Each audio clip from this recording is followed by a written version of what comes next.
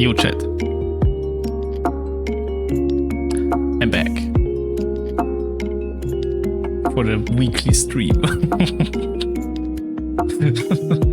Yo, Trockische. The legend. I feel bad. I really do.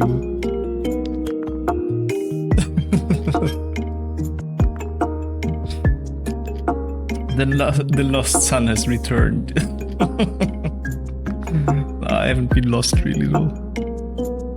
Just busy. Wait, music is loud.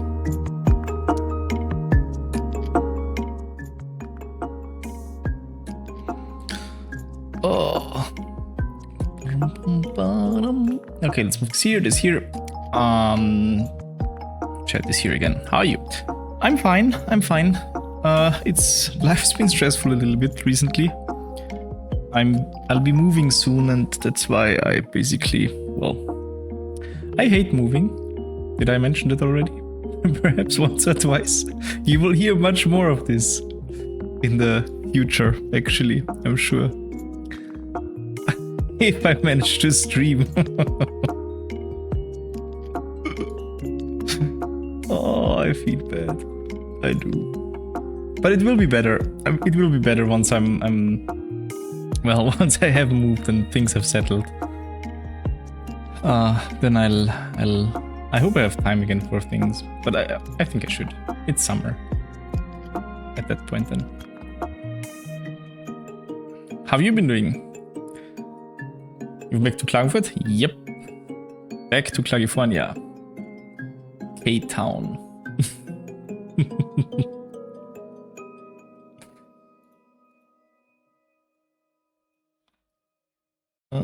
So actually I could show screen. Don't save.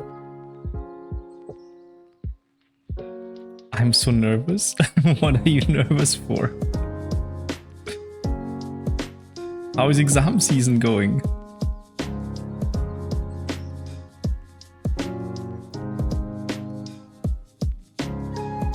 Seminar presentation tomorrow? Ooh, sweet. I have a presentation next Monday, I think. I haven't prepared anything yet.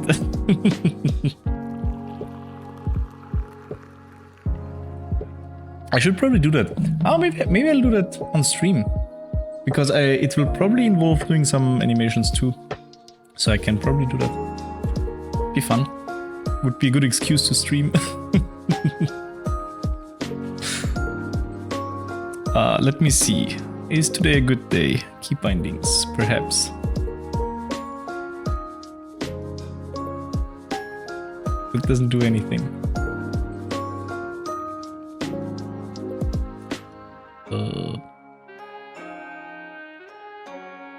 Professor said timing is very important. To the point landing on 25 minutes would be great. Yeah, timing is important. Nobody wants to hear a talk that's too long. Too short is not so bad, but too long is definitely bad.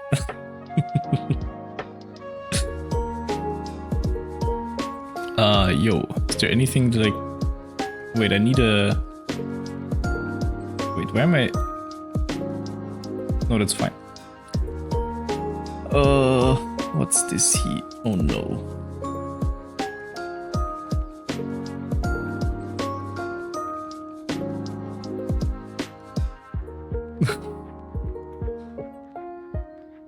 Yo, Mr. Diver.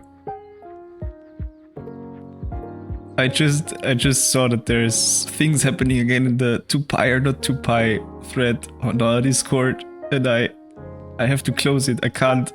If I can't. I have to stop. I have to stop. This took so much time. In our Discord, we had someone who was convinced of the idea that pi is not equal to the usual 3.1415 and so on, but instead it's something that's slightly less, I think. In Watch channel, in the math discussion channel, there's a thread. It's called 2pi or not 2pi because I want to be funny. And when actually I was getting really annoyed when I started discussing in there. It was so... Wait, the music is still too loud, isn't it? I just noticed.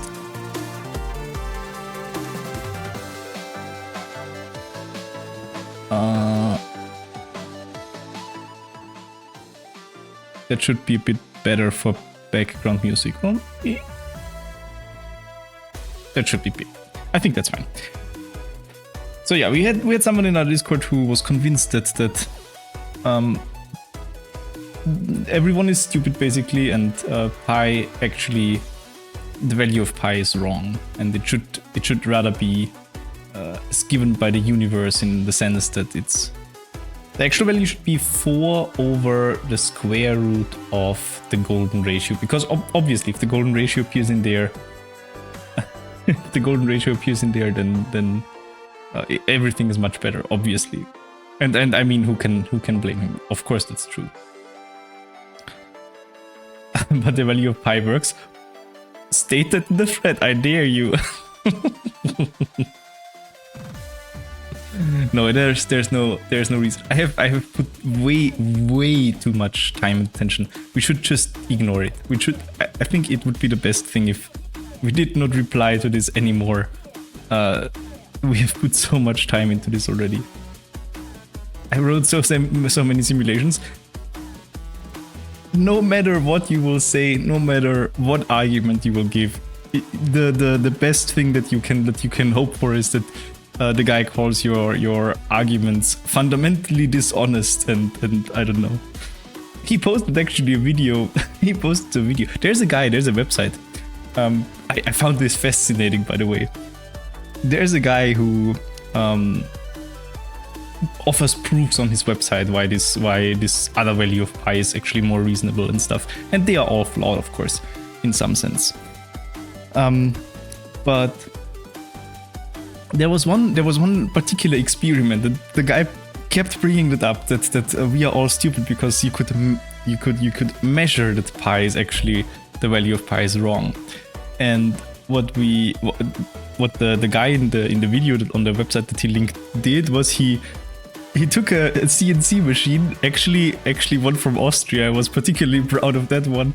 A CNC machine from Austria cut out a 1 meter a circle that's 1 meter in diameter, and then measured the circumference of the circle. And the thing why this measurement did not yield the desired 3.1415 meters was because the guy forgot to take the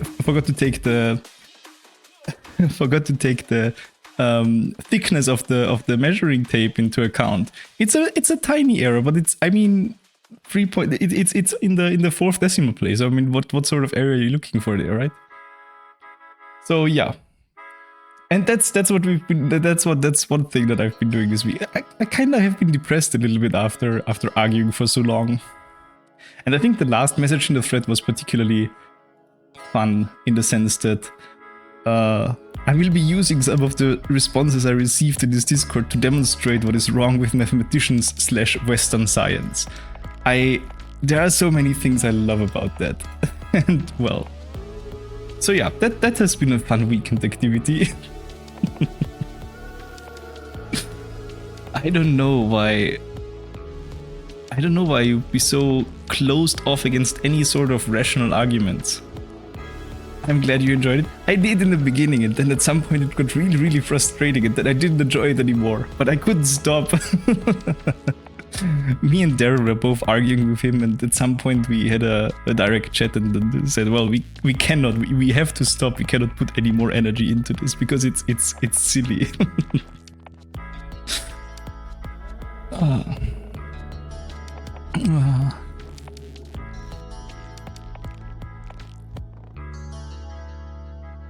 Happens? Yeah, happens indeed. And the fun thing is now, people try to start up the discussion again. I think they will just arrive at the very same point again. It's I don't know, the discussion was so... It was so hard to argue with him for some reason. Or with them, I don't know. Because what I wanted to do initially was kind of go step by step, listen to their arguments, and at some point there should be a clean break where they do like some sort of weird reasoning. Because I mean, getting from the circumference of a circle is or the area of a circle, doesn't matter, involves a pi to the circumference of a circle is a radical expression which you over the rationals.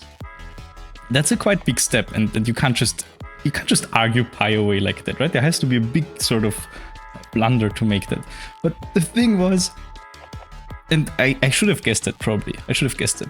The thing was, whenever I tried to initiate this sort of discussion they lay down their arguments like step by step and start by this thing, then tell me what you do next, tell me what you do next. And at some point there was always this mystical step appearing, which didn't make any sense at all. And I asked for like, can you give me a reference for that? Where do you get that from? And they were like, what do you mean reference? This is a fundamental law of the cosmos. I mean, why would you need a reference for that? It's obvious.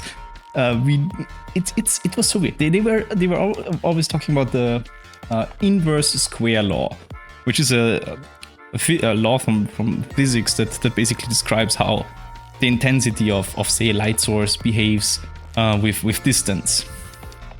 And basically it says that the intensity of light is proportional to the inverse square of the distance, and that's fine. You can do that. And then we were arguing about light bulbs and stuff and surfaces, and you kind of shrink something together. And at some point they just switched from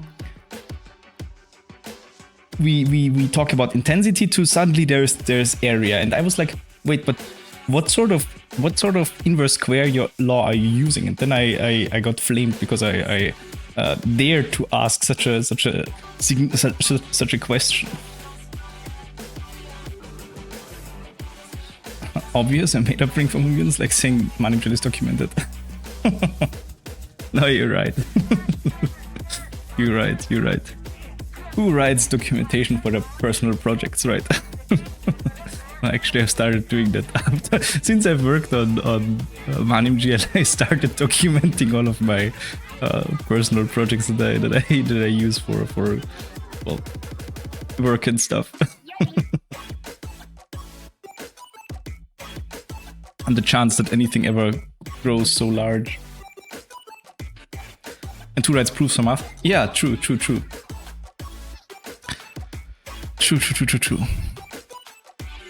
No, it was really it was funny in the beginning, but at some point it was just getting old because they kept repeating the same arguments over and over again, and nothing that you said or did changed anything in their point of view. Their argument from their point of view, the way how mathematicians compute pi is fundamentally flawed, because at some point they heard about this thing where you approximate the circumference of a circle by inscribing polygons inside of the circle and then increasing the number of points further and further until you get to the circle itself. And apparently that's extremely flawed, because who dares to compare these different shapes, a circle with no corners and the polygon which obviously has corners? I mean, who does that? Mathematicians are bad people. And that's pretty much the way how this discussion went over the past few days. We were talking about some concrete argument, and then soon after switching to this meta discussion again on why Western science and why mathematicians in general, in particular, are bad people and don't care about language and all these. There were some really offensive things among these statements that they made. OpenGL does that, or am I wrong about everything being a triangle? No. Everything is a triangle. Everything is a triangle. Why would you need any other shapes? Triangles are the best shape. I mean, even higher polygons with more corners, you can just triangulate them. The number of ways how you can do that is actually a Catalan number, which is even better. So That's actually very nice. Obviously, you don't need another shape. More than one shape really seems like, I don't know, an unnecessary luxury. Oh well, oh well. Okay, that was my rant on why I got really frustrated with the math discussion channel in our Discord over the weekend. What did I want to do? Right. We look at things.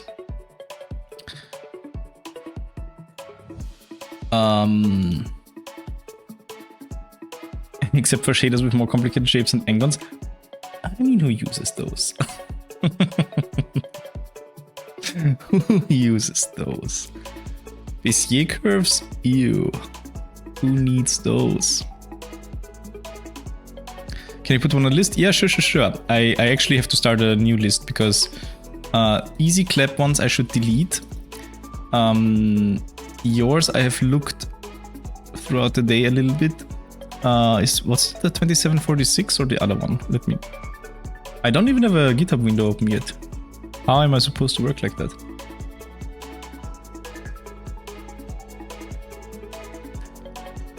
There we go. There we go.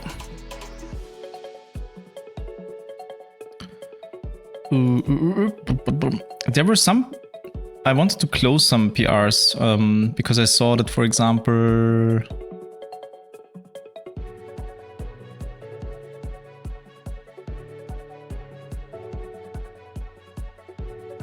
Where is the one that I saw today that I thought could be closed? Maybe on page 2. I hate it when there are more than 2 pages. Actually, 2 pages is already too much. What I would really like to do is bring down the number of open PRs to just 1 page. That would be great. Just close everything aggressively. Your PC library PR, what's up with that? That should be closed until the library has released a new version, because I don't think it has done that. Let's check. Ooh, flashbang. Sorry, chat.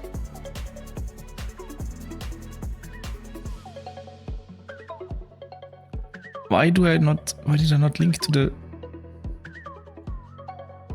Can I just see? 13th of March, 2021, 2/12. No, there's no new release.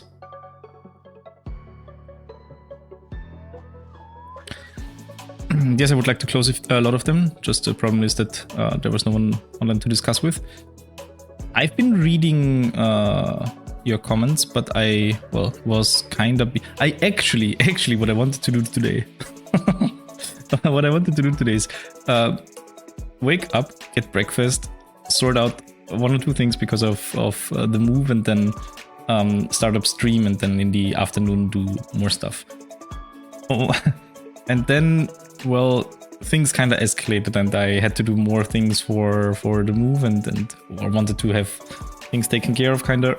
And then, well, I didn't get to stream at all. And then I thought, well, maybe I can do it early in the afternoon. And then things escalated more, and well, now it's even past my usual starting time, and I finally managed to sit down and do stuff. But to be quite honest, I could have streamed a little bit earlier, but I was just watching the Xbox and Bethesda game announcement thingies. It was pretty cool. So let me see. I should watch this one, maybe. Can I watch this repository? Maybe I should do that. But I don't wanna... Can I just watch so I see... releases, yes. Yeah, that's perfect. Just want to see release. And then I can say closing this until a new release of the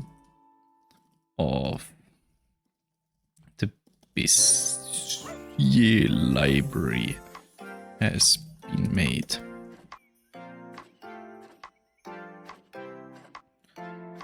Cool. -1 PR. Check.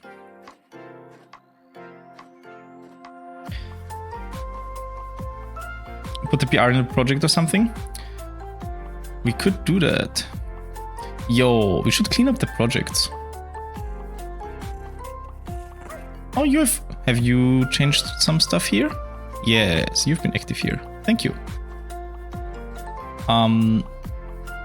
We have a deprecation backlog thing. I actually don't like these old projects that much.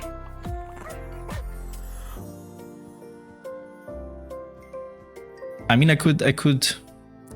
What's the correct? So should I just open a new project that we call like backlog or something like that, where we keep track of the closed PRs that the projects are remnant of the past? I think they kinda are. They kinda are. I don't even know why we have a documentation project anymore. It's not like there is. Oh, you added one. You added this one here.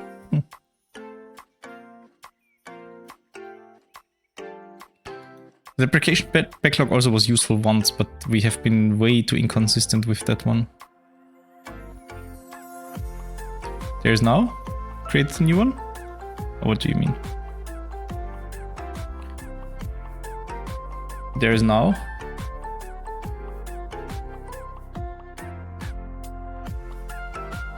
I mean, I could just create a second new style project here and say,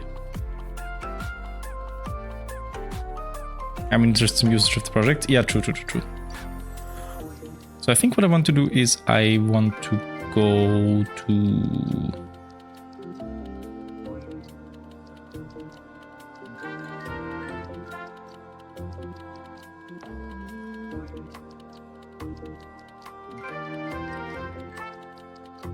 how do we call this project? And it's basically just a storage of things where maybe backlog isn't that bad of an idea, but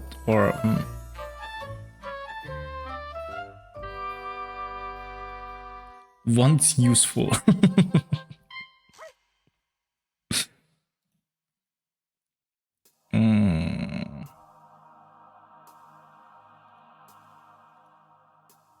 It's kind of confusing that these are so weird. The Great Refactor, a private project that never saw the light of day. Object and scene. That's great. That's great issues.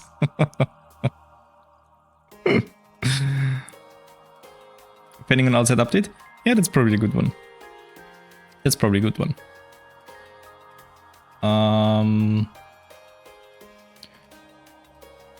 Question is whether we really need a new style one for that one, or whether we can continue to use an old one. Wait, let me see. Oh, no.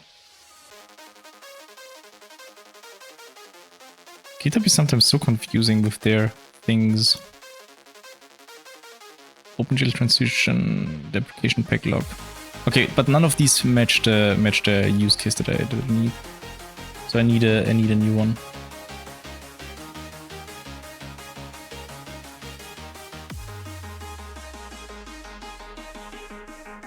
And actually, I think I can just create 5 closed. I want to close here.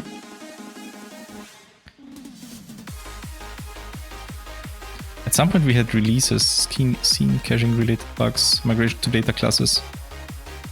Oh, that never happened.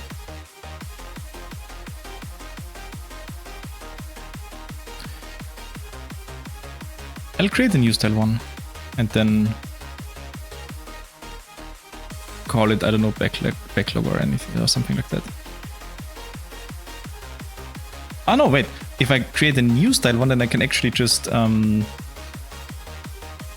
call it like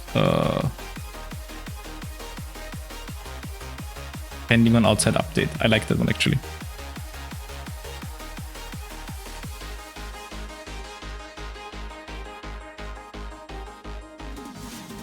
And then it doesn't really need to be internal. Wait, I can change that somewhere.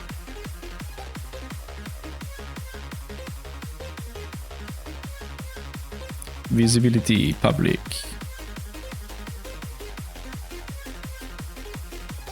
Manage access, that's should be fine, and then I can just add it to...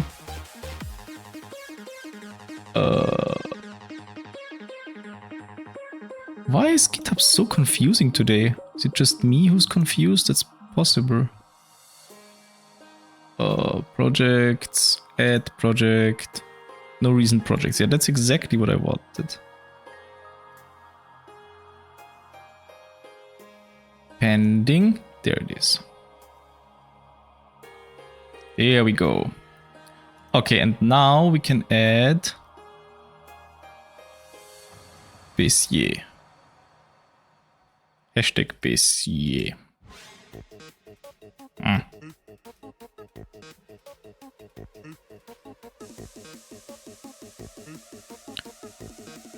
Okay, now we just need to find which number that was. Wait. But I think I have...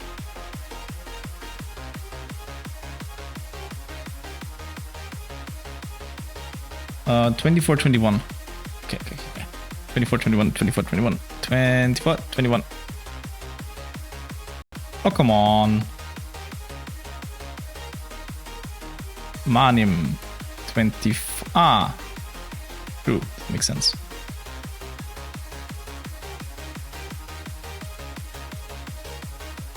Good. And there we have it. Easy. Now I close this down and I check whether this worked the way I wanted it to. Yeah. Good. Whew. Okay, that already was stressful. It's weird to add issues in a new one. Yep, it is. I agree. I agree with that. Okay.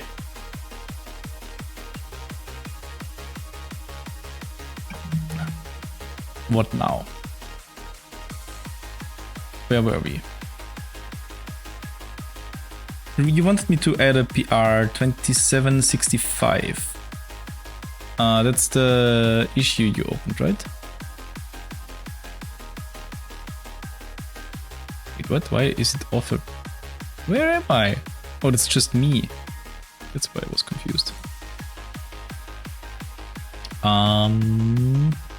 This one.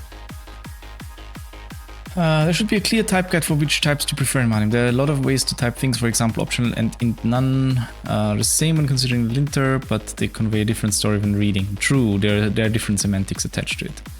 For parameters, plop, this also reflects itself inside a function. Optional and something that doesn't work. This is also the case with int none.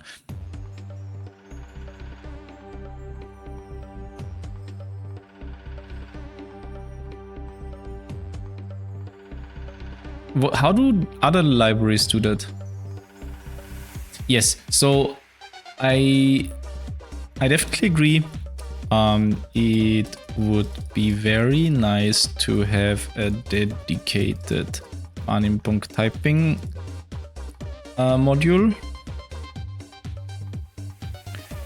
where we can consistently type more complicated types. Write more complicated types. And then just use them in the rest of the library. In terms of the semantics between optional blah versus blah none.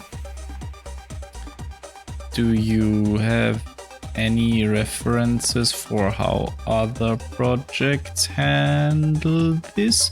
Personally, I wouldn't mind too much if we just if we didn't care about the semantical difference between the two. The question is how often do we have the situation that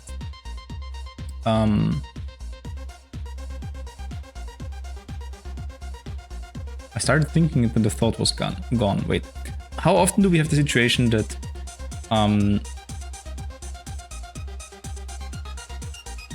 we can pass none?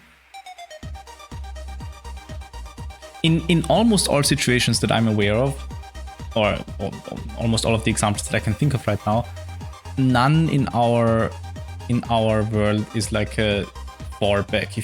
If none is specified, then there's some sort of default value that takes its place. I'm thinking of like colors. I'm thinking of like whatever, and I'm not sure we have the situation very often where you explicitly want to specify none and actually mean something with that.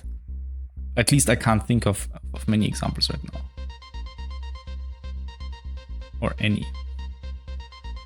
So that's why I think I'm all for using consistent typing throughout the library. I stumble upon wrong typings like probably every other day or so, in some capacity.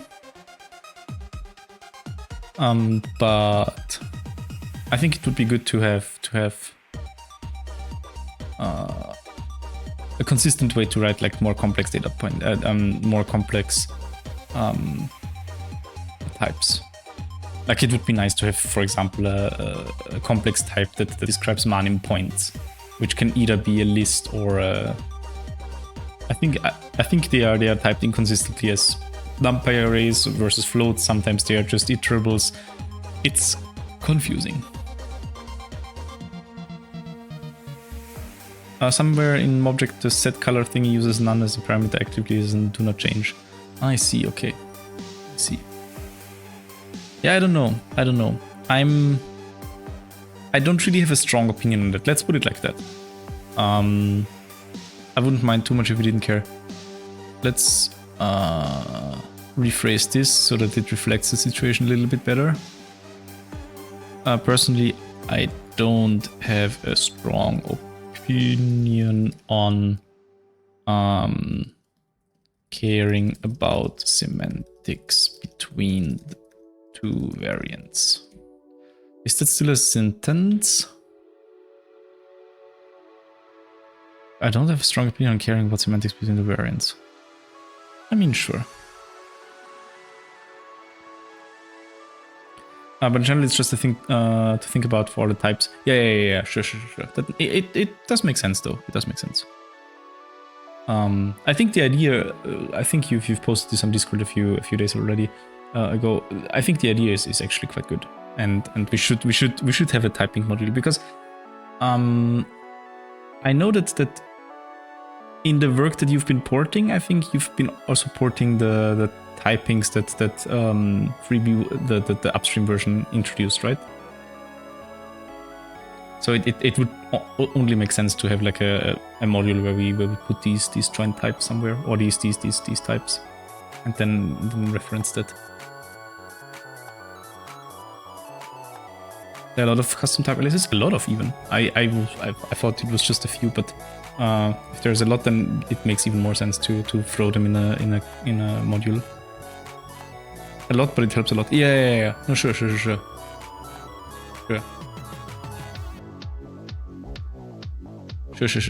No, it does make sense. Here's one thing I wanted to do. It's kind of unrelated to the thing that I have currently in my... What's my title actually? I forgot. I changed it. I changed it at some point earlier today. Python dev stream, reviewing recent contributions. Yeah, there's one thing I wanted to write actually. It's documentation, but I think it's still worthwhile before I start reviewing something. Git checkout main, git pull, git checkout branch, more. Oh wait, no, it's true. More. FAQ.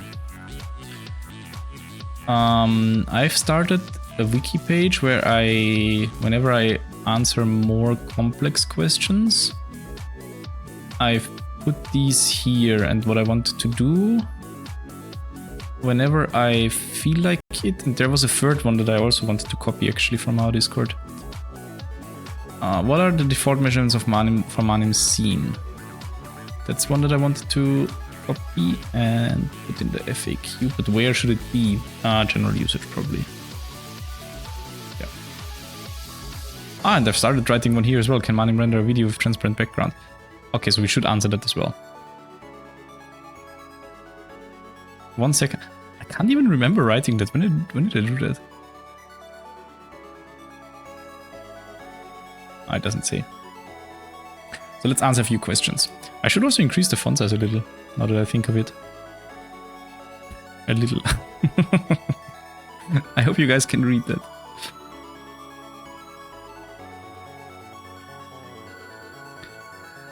Copy. What are the default measurements for Manim's scene? The scene measures 8 units in height and has a default ratio of 16:9, break, which means that it measures math 8 c dot 16 or 9 equals 14 plus 2/9 units in width. The origin is in the center of the scene of the screen. I do use scene and screen sometimes a little bit interchangeably, which is not good. I think I can say scene. The origin is the center of the scene, which means that, for example, the upper left corner of the scene has coordinates -7, -1/9, 4, 0. Good. I'm trying to run an interactive scene with renderer OpenGL, and this is one that has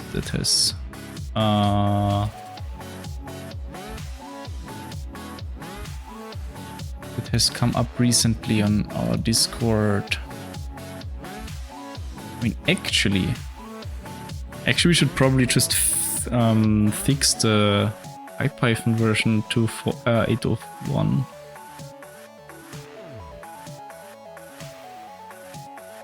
I wonder whether we should actually introduce a version restriction.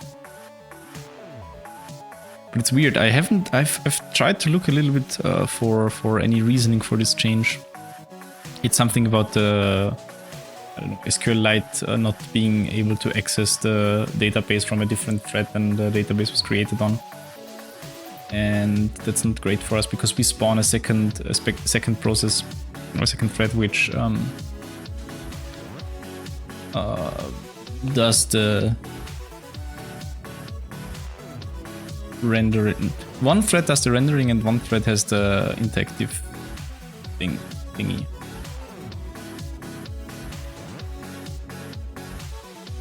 And so maybe it makes sense to actually fix the version.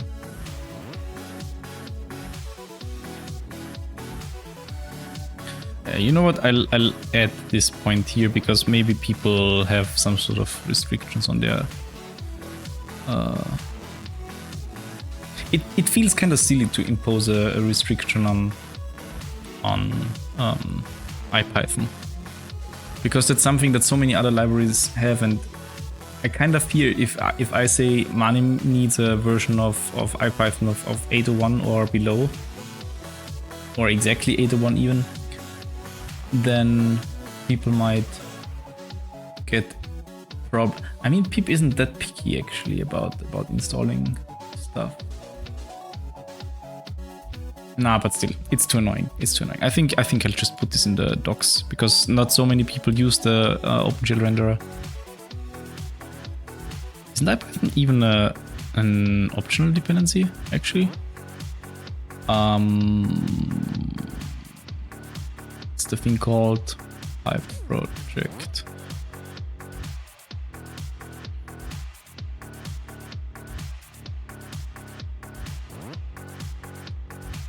Not found? What? Wait, what? IPython? Who depends on IPython? Is it just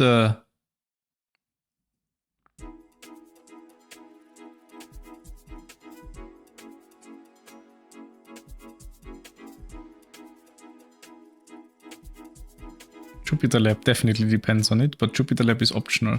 Who else depends on it? Read the docs depend on it? Test? Less than 800? The hell?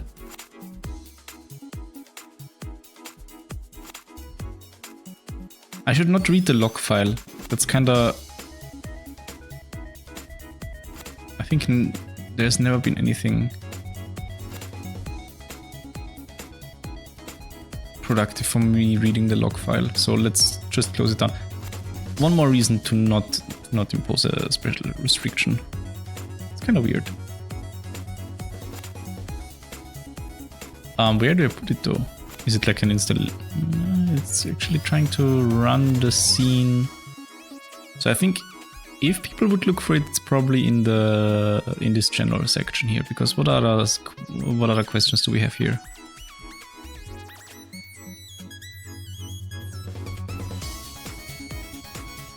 Why does Manim say there are no scenes inside that module?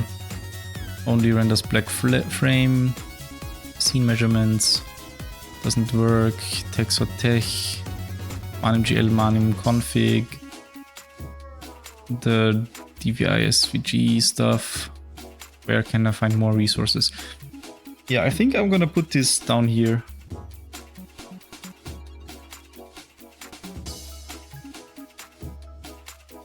Where can I find more resources question should perhaps be further up, but well, we don't.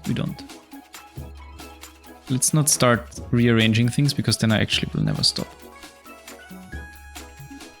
Let's do it like this and then put it here. It's fine. Or should we make a separate OpenGL section? Because I kind of feel like that makes sense. And then I could actually include a I think I'll do that. Let's open up a new file. OpenGL-v. This goes also here in the FAQ thingy. Yep. Show me where we are. And then in the index thing, it's listed here already, so I don't need to do anything else. It's pretty cool.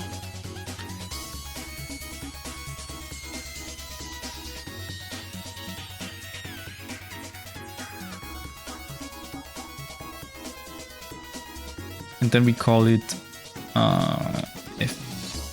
FAQ OpenGL rendering.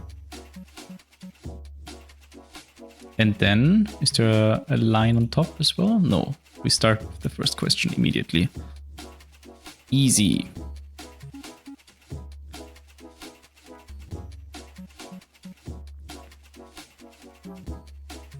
Can I make multi-line titles somehow in Markdown? Is that a thing? Can I like do something like this? No, probably not. Alright, we get in, we blow up the Mako reactor, and then we out. What actually? Wait, I'm sure I can do this somehow. Just like this, maybe? Are you sure? I worked there. That's kind of weird, too. Is anyone a Markdown expert here? Multi-line titles? Skip. I mean, I could actually just Google. Markdown multi-line title.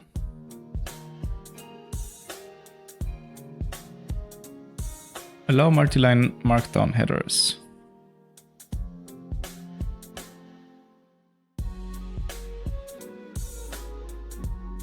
Triple pectic. Really? With a code events? I kind of want to, because this line here is a bit long for my taste, so I kind of want to do something like this. But I've never had to do something like that.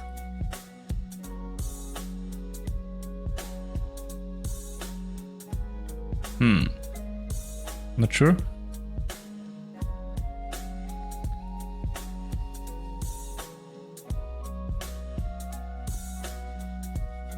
What you wanna do? This. This, but properly.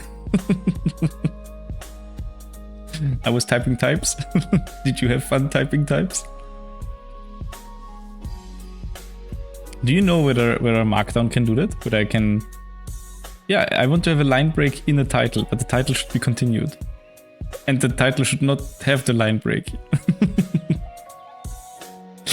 No, I don't...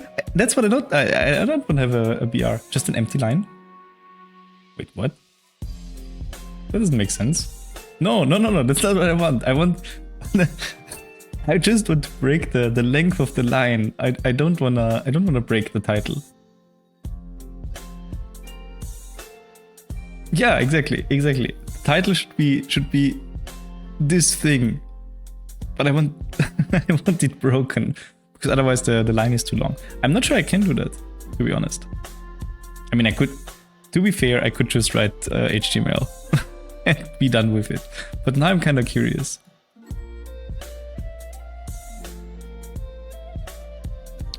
How can I force a line break in Markdown's title? That doesn't sound right.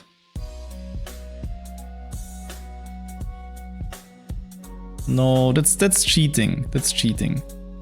Can't do that. That's also wrong. Don't want that. It's not what I want. Just add more. Really? Start the Markdown viewer? Oh, you guys are boring.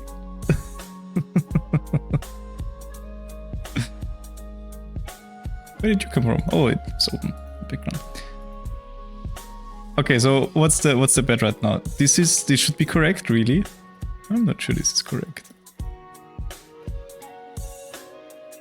But you know what? Let's try. Look.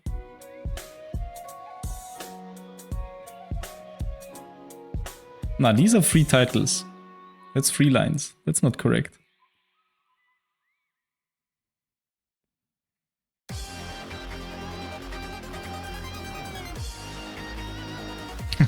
Yeah, and just in the if I just intend it, then it's considered as a code block, so that's also not correct. I'm really curious. I'm not sure whether I can do that in Markdown. To be fair, I could just put it in H3 and stop thinking about this, but I'm curious now.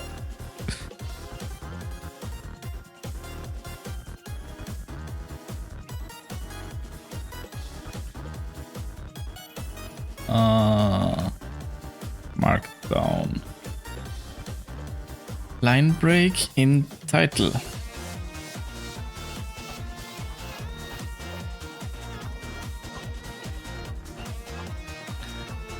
Does that happen to anyone else sometimes? That you, I don't know, that Google Groups thingy doesn't work well with dark mode? I usually have to reload the page and then it works, and then I get flashbanged as well. The bonus feature. H3 and here we go. It's kind of lame, isn't it?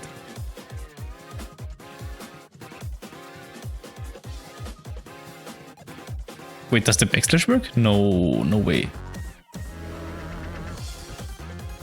No way.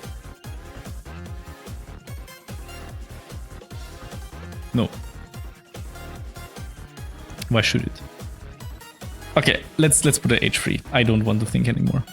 If someone finds a solution to this or finds whether this is actually possible, let me know. I am curious.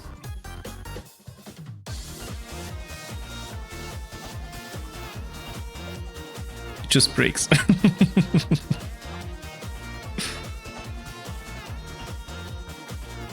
Oh wait, does it not like that? Wait, do I need to have a solution for this now? Or is just the preview viewer weird? Or do I just take the bullet and have the long line in there? Because, well, that doesn't really matter either, actually. You know what?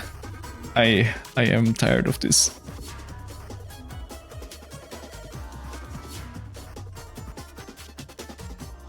Okay, there we go. Just wasted like, I don't know, 15 minutes on this.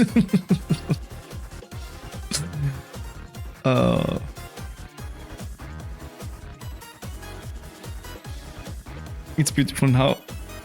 Except for the the long line actually triggers me a little bit. But I'll be a big boy and swallow this pill. Shame on me, I just tried to select this text on your stream. That doesn't really work, unfortunately. I'm afraid. Not yet. Give it a few years. Actually,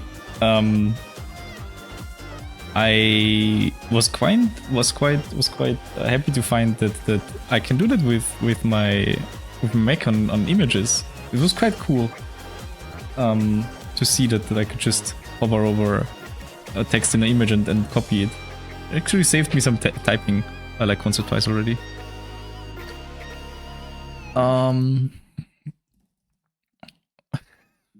Is there any documentation for the OpenGL version of Mobjects in the community version? Manim. No.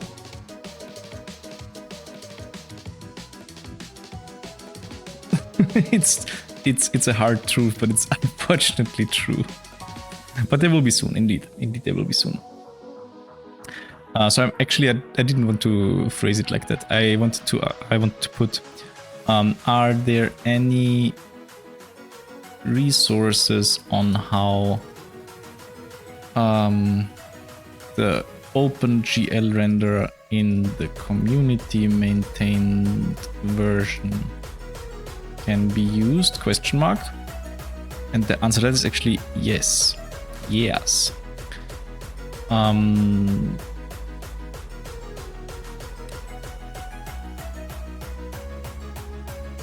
did you manage to get to the Swedish University from Klagenfurt? Did you get the opportunity from AU or somewhere else?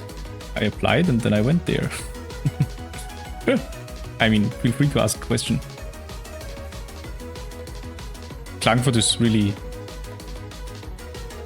not a bad university at all in that sense. Pretty easy. Yeah. It's really not a big thing. Wait. I wait.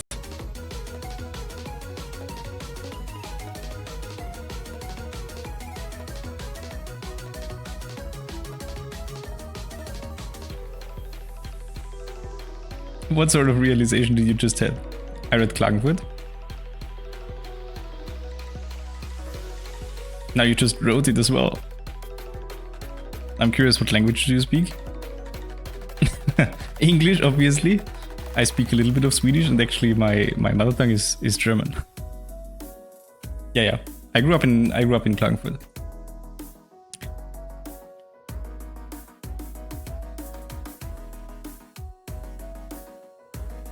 Oof.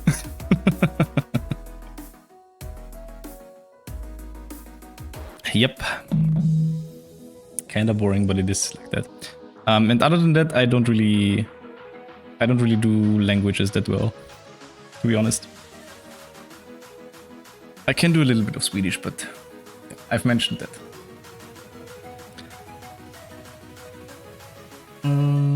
So, wait. Jo, så gott. 3 German-speaking people in chat. Ich habe mir ganz kurz gefragt, wo es so ähnlich klingt.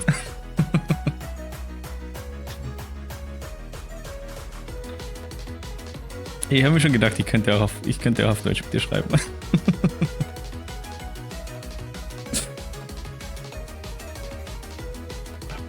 Let me briefly fetch something to drink. Back to English. Yup. Let me quickly fetch something to drink because I kind of lost my glass at some point. I mean, not the one that I've been using, the other one, but I'll be right back.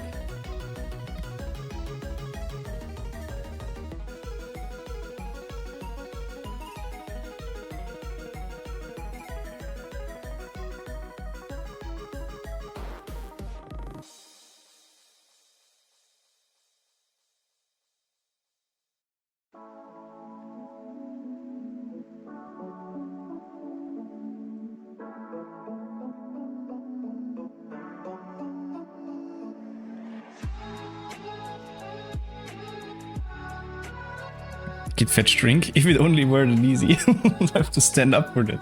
It's kind of lame. Origin is my kitchen.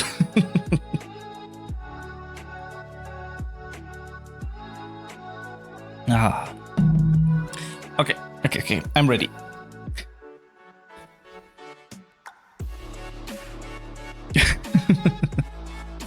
Oh no.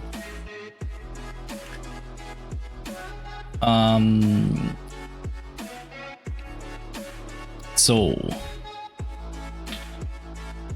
git fetch kitchen drink, that would work. It would. It would indeed. There is this thing, and actually I'm not sure I can wait.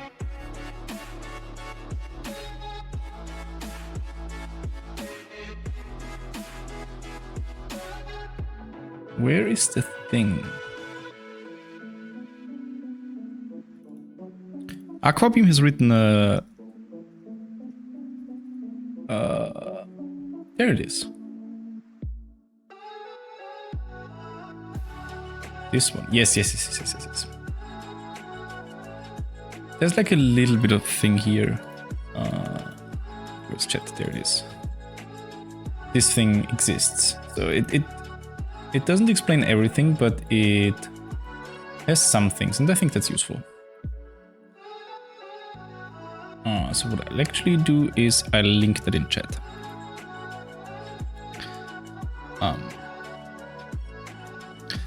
Unfortunately, at this point, Mr. You haven't been following yet? What?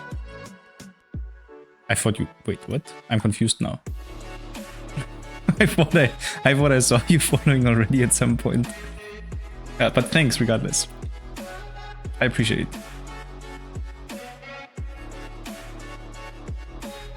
I think a contribution to optimize the Docker image is worthwhile. I do a lot of it for my work, and I like to get more than valuable doing it. Yeah, sure. If you have any suggestions, feel free to open a pull request or an issue and discuss them. I know that the image isn't really, well, optimal in any sense. The only thing that's important is that it builds on that I can build it for both ARM and AMD architectures. But as long as that works, sure. I'd appreciate it a lot, actually. And right now, I mean, I think you can find all of the things regarding our Docker stuff. That's our Docker file, basically. You probably have found it anyways. It's not, I did that at some point. So if it's bad, then it's my fault. If it's bad, then it's my fault. Unfortunately, at this point, OpenGL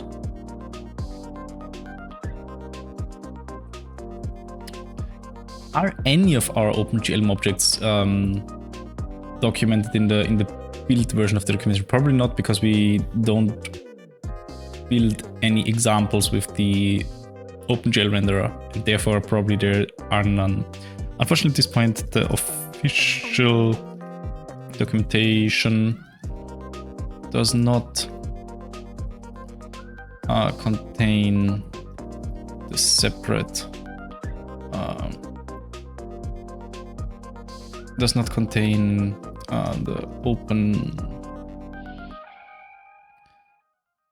the relevant base classes like OpenGL object and OpenGL Vim object. At some point they will be gone, and then I will be happy. Kind of, but kind of not. There are a lot of docs thrown around, but I didn't see them on the work docs. I don't think there are, because the thing is,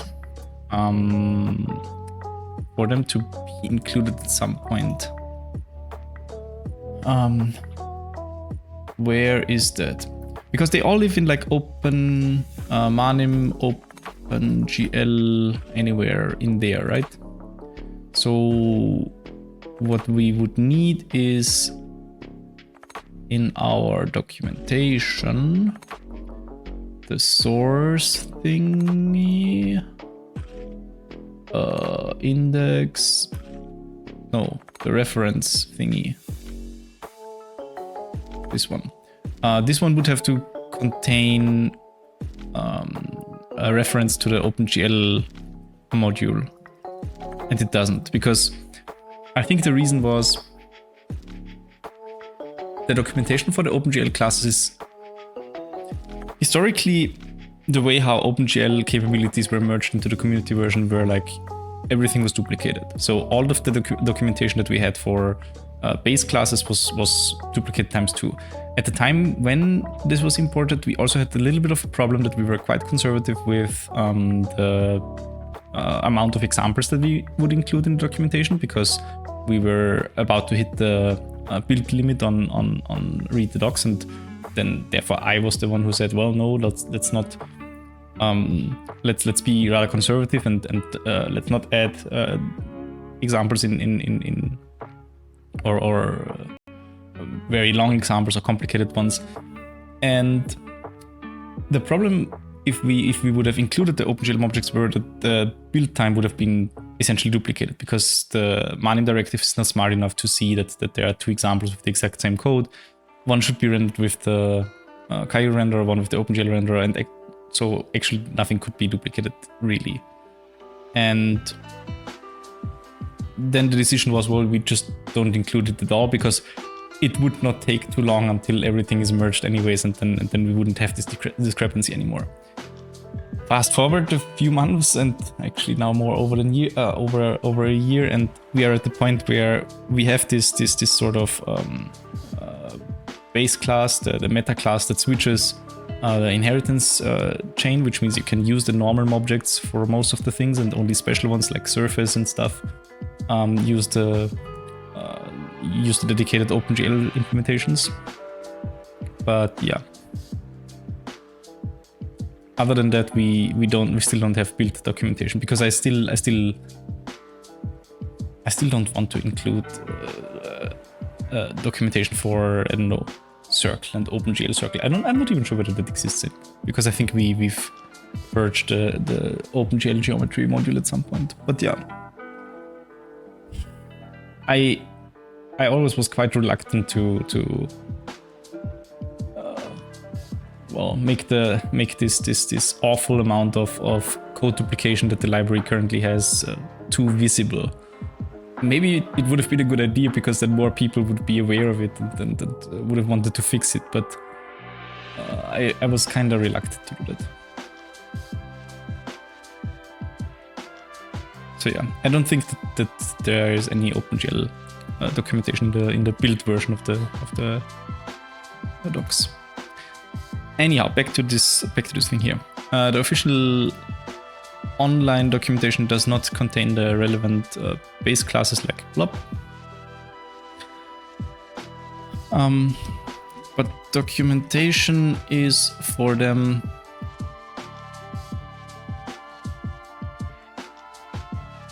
for relevant base classes like blob, or specific class OpenGL classes. I should hyphenate consistently. Classes like OpenGL surface, is that a thing?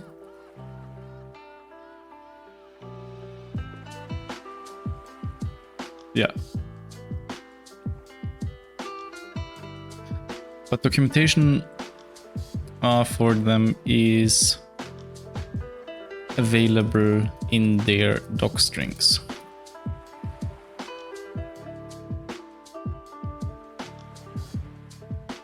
Is maybe available. Is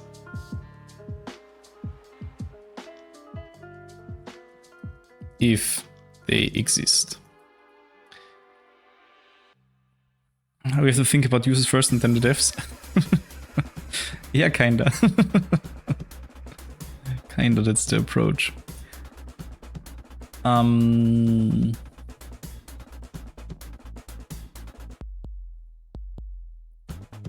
I still don't get how OpenGL surface and all of these things get used. You have to import them explicitly and then use them. Also explicitly. So for surface, I'm not sure whether there's any mechanism that converts surface. I don't think there is.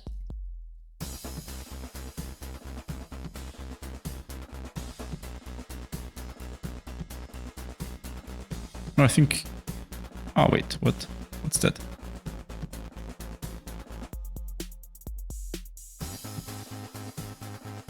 For you? Oh wait, it's there. So surface is actually converted. I thought... I actually was also thinking that it wasn't, but apparently it is. So yeah, then that explains it as well. But I'm not sure that does anything, to be honest. Because...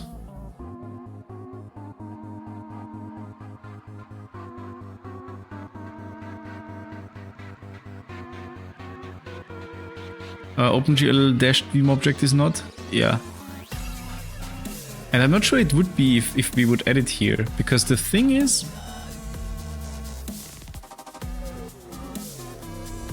The meta class changes the inheritance tree.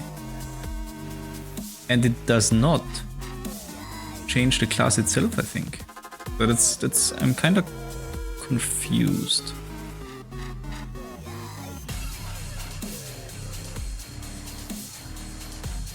Because it checks the bases. I don't know, I'm not sure whether the class itself is included in bases. I'm not sure. I mean, we could check, but then again. Doesn't matter right now so much. I just wanted to write this question. And then there's one more that I wanted to write down. I promised that to Rajesh today on the Discord. And then we can submit this because, well, 3 more questions or so. Thing for another day. Yep. I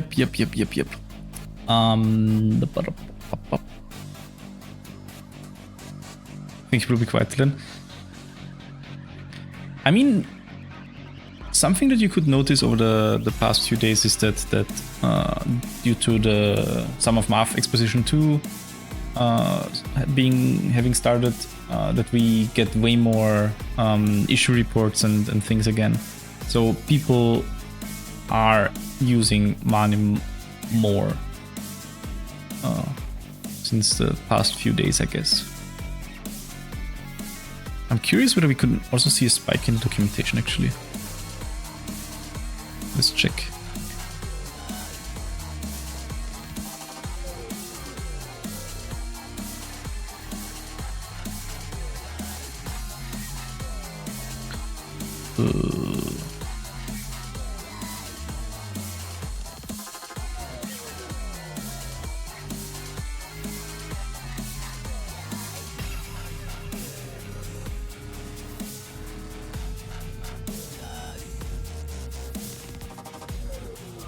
Oh.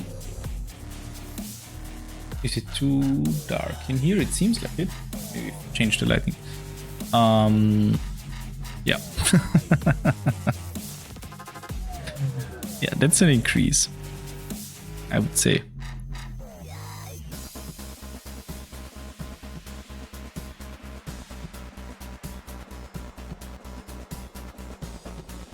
So many people go and access the quick start tutorial, and I really don't think it's... Actually really don't think the quick start tutorial is so good. It would be nice to have something more advanced. You know what I've been thinking of? Independently of the discussion that was triggered like a few days ago. My plan was to, at some point, write like a proper tutorial for Manim, where you have like some more or less complicated project, let's say something on the magnitude of like, I don't know, maybe 200 lines in total or something like that, which maybe illustrates one particular proof or something where you build this step by step, and then in the end have the entire video that just works kinda. count me in on that because I actually want to do that too at some point. I think it would be so nice to have, and it would be much better than this sort of quick start tutorial that we have currently, because that's really not that exciting, I think. I mean, of course, it's useful to have some sort of starting resource, but I'm not sure I like it much. But maybe that's just me. I get the urge to rewrite all sorts of things when they exist for a sufficiently long time. Also having the advanced topics with updaters and all that's useful for a custom object. Yeah, exactly. The question of how to write custom objects is one that I actually get quite a lot, and it's sort of surprising that nothing like that exists already, because it's really not that complicated either. You subclass of Veeam object and then you do your things basically, and it's not that complicated in the end. But well, anyhow, I'm drifting off again. We're not really making progress today. Available in the doc strings. In the source code. And for in the source code, I'll actually link to Manim.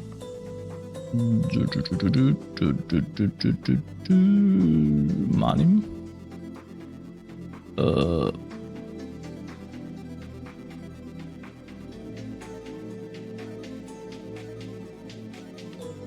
OpenGL, there it is. I was looking for the folder and didn't see it.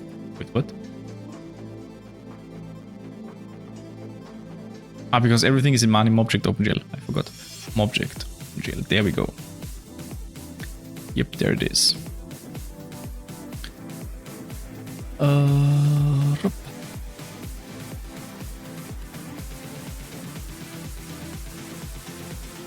But documentation for some of them is available in form of their doc strings, in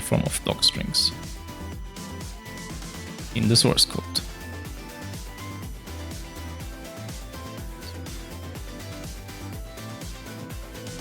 Then I don't have to put that.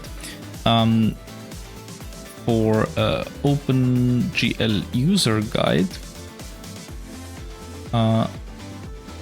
Discord moderator Aquabeam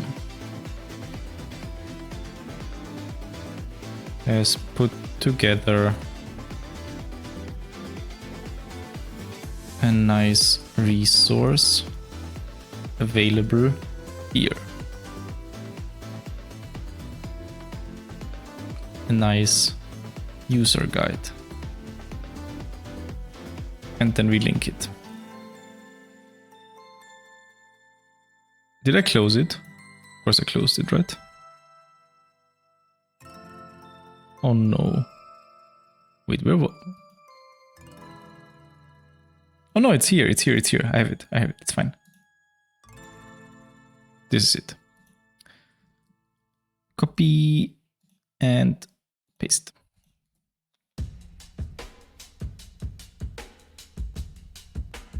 Wait, that's not a sentence. What am I doing? It's kind of weird to put him as Discord moderator.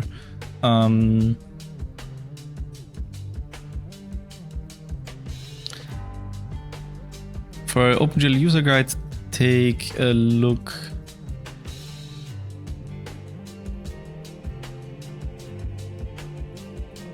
at this.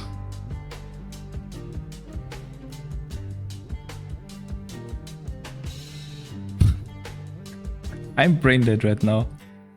For OpenGL user guide, take a look at this guy. No, I don't. Why can't I write the sentence right now?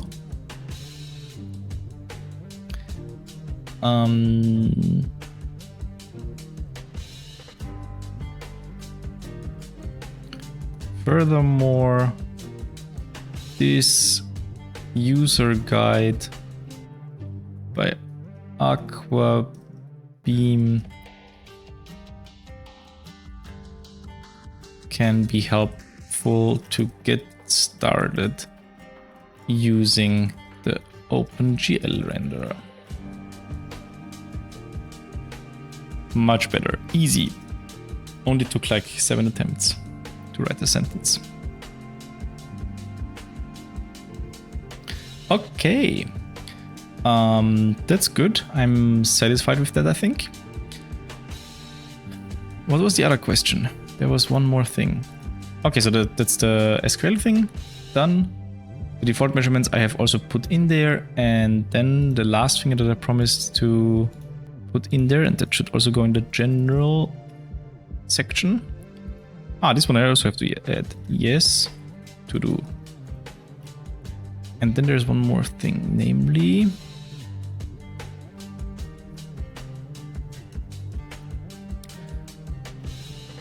I found it to be an excellent question actually. How do I find out which keyword arguments I can pass to an object?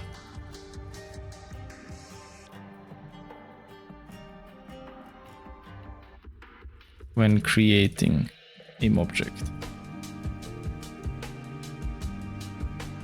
Because something that you will find out quite soon, especially if you're new to the library, if you go and look at this thing, documentation, then you'll be like, okay, let's draw a circle, right? And then you type in circle, and then you look at this. For once, it's actually a good result. Usually I'm also not satisfied by the order in which the search results are returned. I also don't know how to improve that, but maybe that's a story for another day. Then you look at circle, and then you look at this, and then you'll be like, okay, I can pass radius and I can pass a color. Wait, really? The color of a circle is hard-coded like that? It's kind of weird.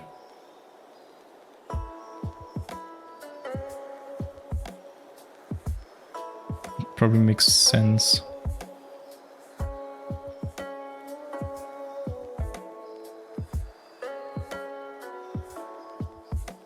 Okay. Yeah, I think, yeah. Anyhow. The radius is after the key. Oh my god. There's not even any documentation for the... How does that even happen? Wait, it's called arc, I think. Color and keyword arguments. And the radius isn't even mentioned.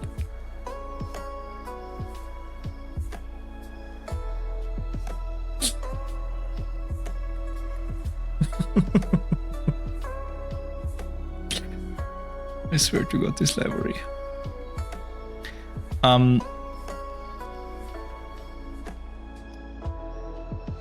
Also, extremely funny thing that the default radius is actually none. It's not the default one. It's none. For whichever reason. I mean, I think I know the reason, but it's weird. I think it's only none because for arc. No, wait, what? Arc has a default radius of... Wait, what? A circle has a default radius of none. And an arc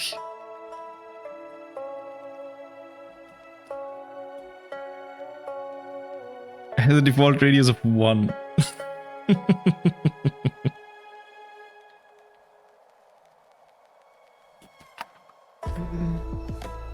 I almost threw on my headset. Why?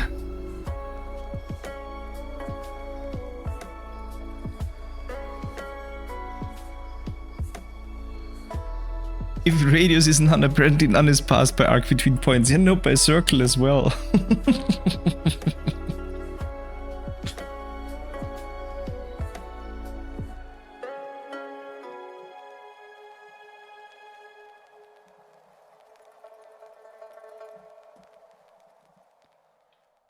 Arc between points also passes radius none, but there it at least makes sense.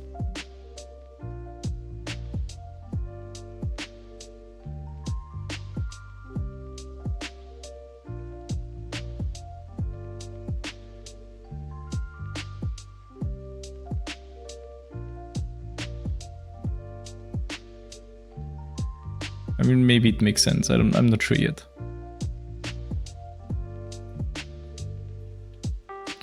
But why on earth would the circle have a radius of none?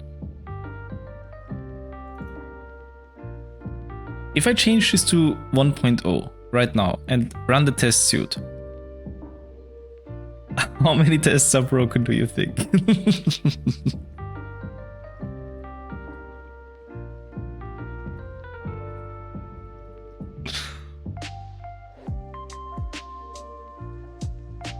Three. I bet 3. Let's see. Why are it? Why is it none? Oh yeah, I think my camera starts lagging once I start PyTest. No, not even that bad. I didn't start testing yet. Setting up the runners takes eternity while I'm streaming. There we go.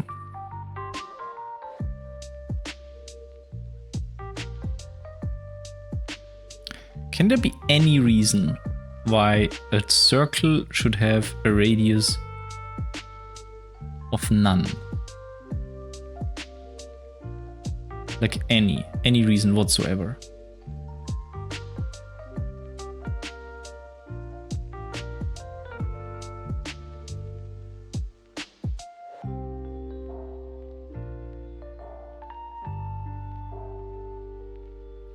I should have used square. If I used square in my if I would have thought about square, then we wouldn't have this problem now that I need to think about the circle. The only thing I can think of is that it uses the super value, but why? And then why pass it in the first place? Yeah, I don't know. And it's not like Arc does anything special. So if we look at that again, ooh.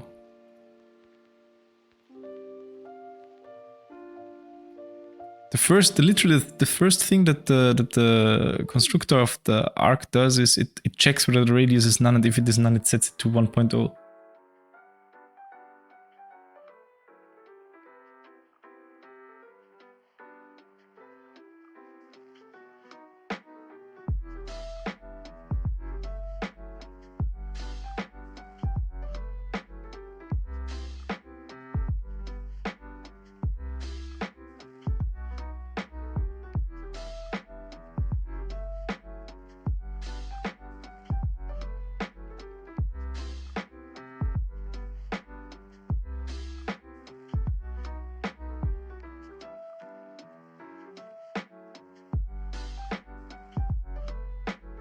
Wait.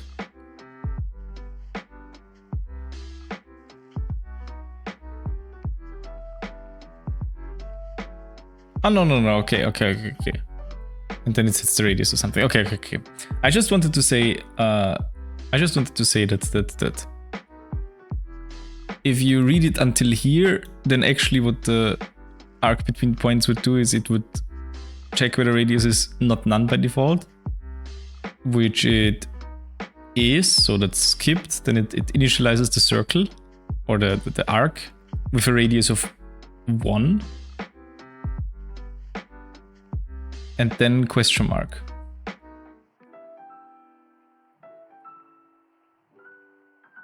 So it moves it constructs the arc and then it moves it to the correct position. Okay, that makes sense.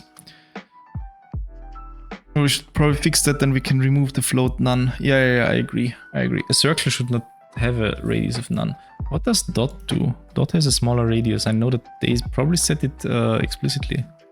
Is that in here actually?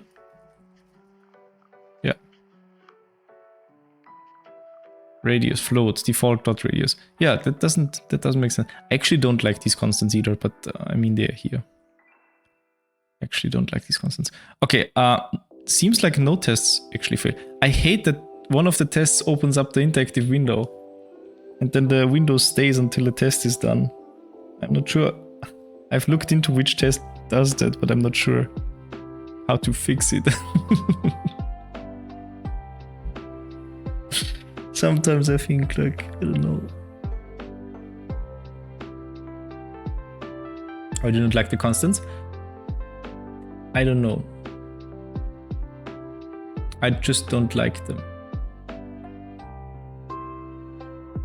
Perhaps I would be happier if they were grouped together in enums, but I don't know, some of them are so random.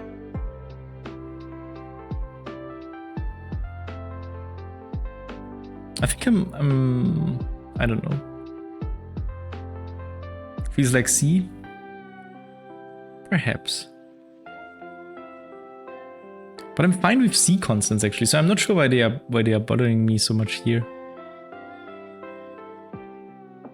I think what I think is silly is defining a constant and using it exactly once in some constructor. Oh, now it's doing something more excessive apparently. Camera just had a few frame drops. Anyhow,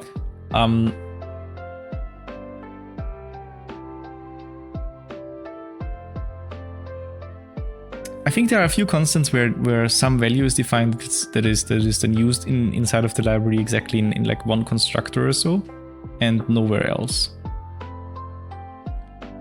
They're more for the user use, aren't they? Perhaps, but the constants aren't really documented anywhere, are they? Except for the colors. The colors are pretty well documented and also used, and I think people would riot if we would change the colors. There was another idea I had in that context with changing the colors. Instead of they have a file. Who reads files? Who reads files in 2022? I think even ManimGL has a documentation page for the constants file. Idea colors, tell me. It was on the sort of some sort of idea how to implement color themes, and I think it's sort of related to some of the discussions that already exist in one of our GitHub issues. And the thing basically is, instead of there should be like a either class or enum, I'm not entirely sure, color theme, which defines some colors as attributes, say like a primary color, secondary color, I don't know, background color, round shape color. I don't really care, and we would populate some default theme like that, and all of the classes should be defined using instead of references to the actual colors, we should change these references to like primary color round shape or whatever, and then we have it would be a pretty straightforward way to write new themes by just creating a new theme object and making Manim aware that it should use a different object somehow. I really like that idea. Yeah, thanks. And I think it actually would be kind of natural from some point of view, because in many places we already have this. Oh, camera is thinking what it should do. In many situations we already have this case that if you pass none, then some default color gets used, and the advantage of that is that this decision is made at runtime, which means that it could be stored. It could be that some lookup in like a config object then sets the color correctly to whatever we want it to be. And that's exactly what the behavior that you want from this sort of color theme object. Like, yeah. And the second advantage would be that for users, nothing changes realistically. You can still use the colors directly like you want, but at the same time you could also say, well, here's my color theme object. I saved it to config.colortheme or whatever, and all the colors get changed in exactly the way that you want to have. I think that's a pretty clean approach for implementing like this sort of color theme. I don't see too many issues with that, and I don't think it's really necessary to set colors explicitly in the constructor anywhere. That's how my terminal solves it. That's sweet. That's pretty sweet.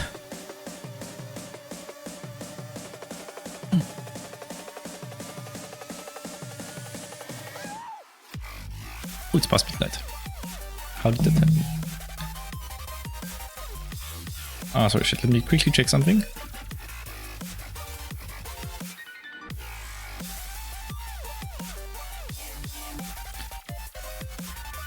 Closed as completed. What was this? Did you see the issue that was opened earlier? It's just like 16 base colors and then they just switch structs. Yeah, that's exactly. And I think that's a robust idea for like a color theme thing. And I do think it would be so helpful because I'm not sure whether you've seen this file already, but whenever I stumble over it, there's this community colors file which exactly has like 3 constants in there. It's kind of silly to have that, I feel like. I would much rather have some sort of probably an object which has, or maybe even a, maybe it's a data class. I don't know. But for that need to fix the color situation in general, yeah, definitely. It's just like a thinking out loud kind of thing. Just a thinking out loud kind of thing. And there was actually, I'm not sure whether you saw those. Some people have tried to do something about colors in Manim recently. I think they were students, but they unfortunately haven't finished their PRs. I think Daryl spent some time reviewing them. But yeah, PRs seem to be stale, unfortunately.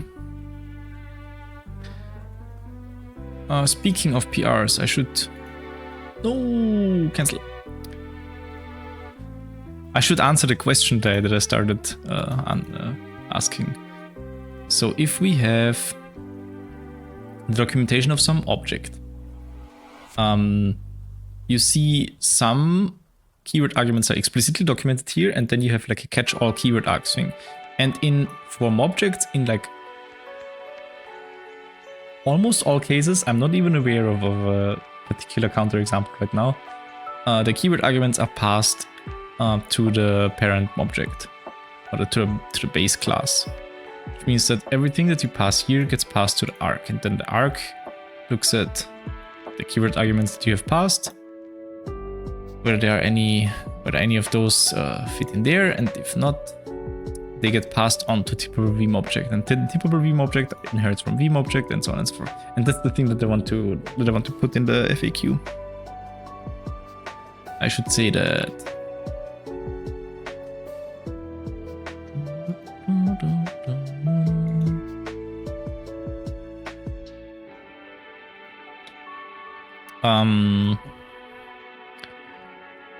Or should I actually use circle? Yeah, probably. Looking at, let us consider some specific example, like the, wait, how did you do that? How do I make references? Right. Usually I would say class, so I should say class here, and then I put dot circle.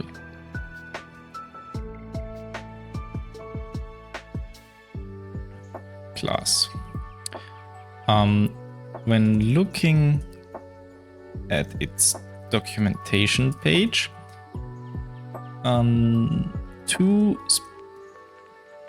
only two specific keyword arguments are listed. Parenthesis. I mean, this might not be true anymore.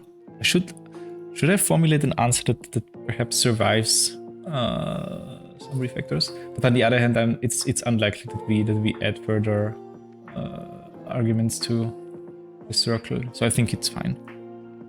Which was what? The radius? And the second one was something silly too.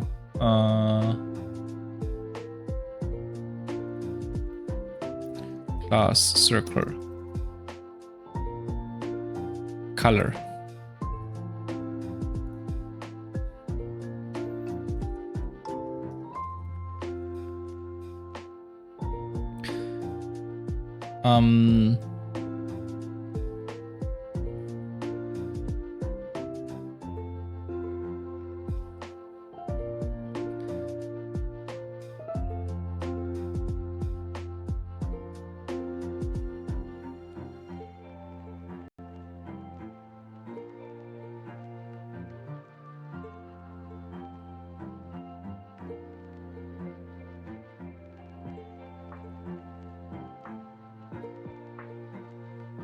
What do I say now?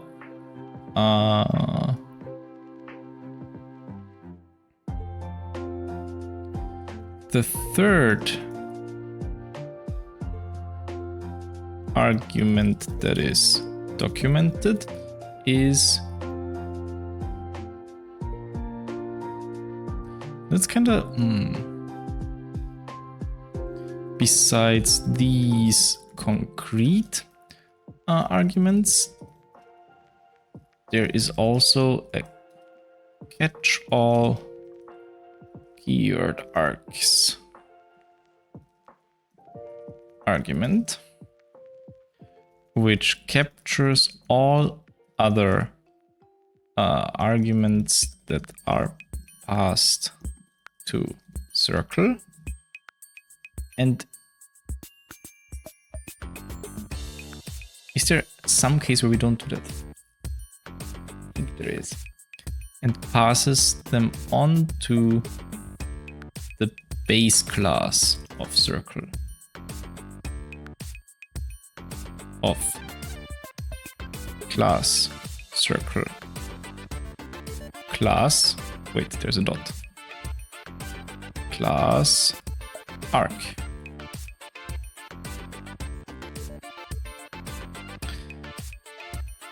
This means that in order to find out, to see all keyword arguments,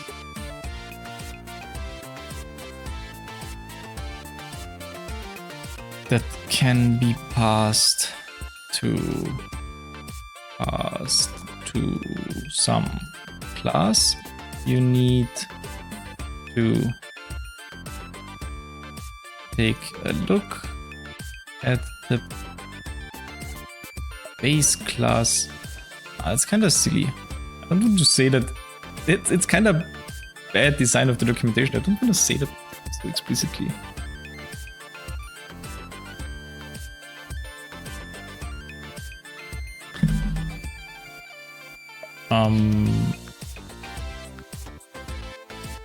Consider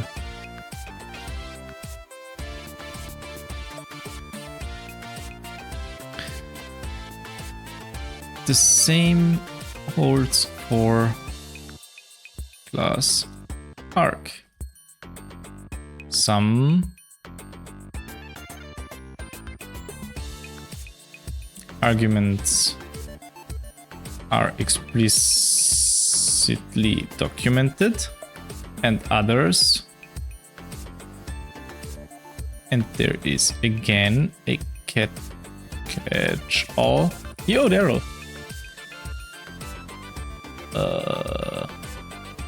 Keyword args argument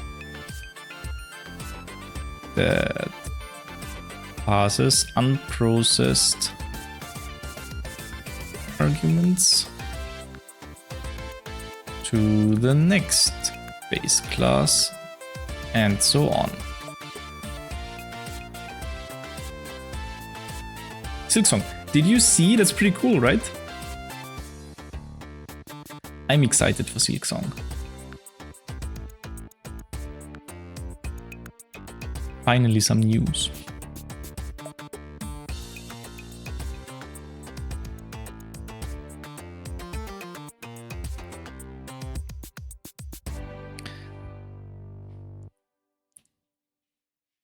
While this might seem like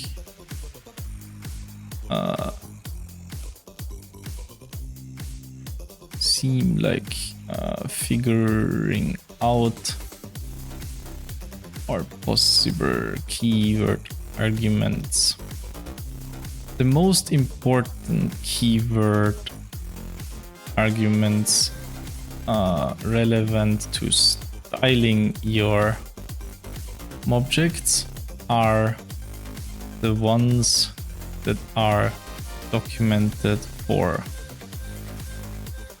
class vMobject and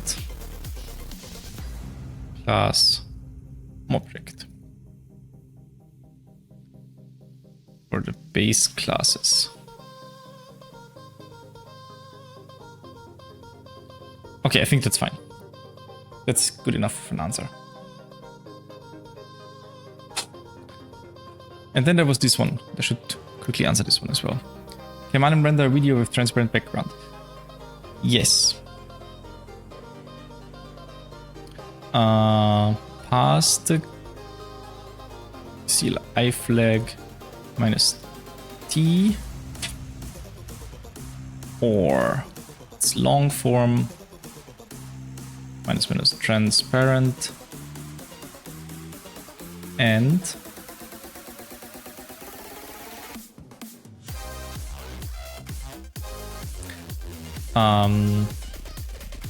set config.ground color equals config background opacity equals 0. Is it actually required to set the background opacity to 0, or does it happen automatically? I'm not even sure. CLI render commands. Transfer.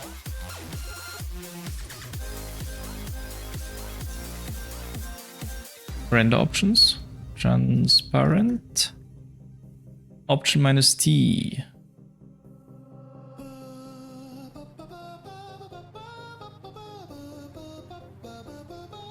But what's it do?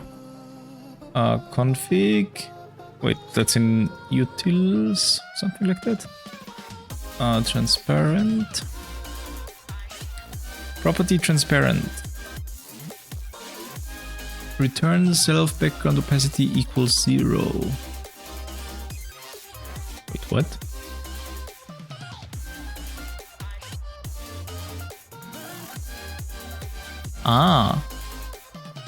So if transparent, then the background opacity is already set to 0. Why do I always have the feeling that I need to set it separately? Do I not need to do that actually?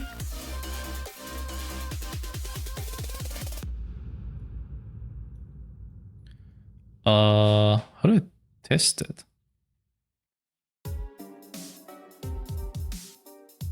Because I always have problems with playing transparent background animations.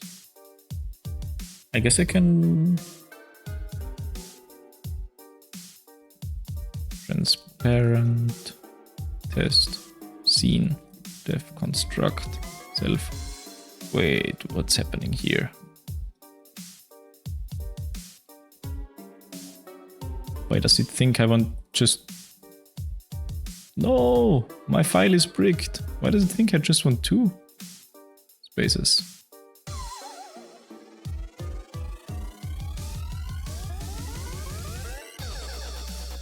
From Manim, import star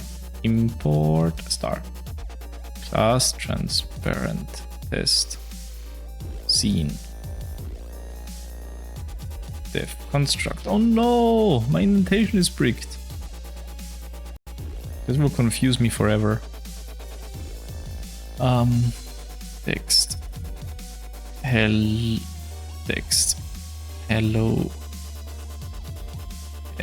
world. Font size equals 142. Self play right text.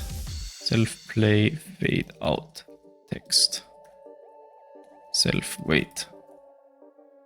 And now I do something provocative, like, I don't know, setting config background color equals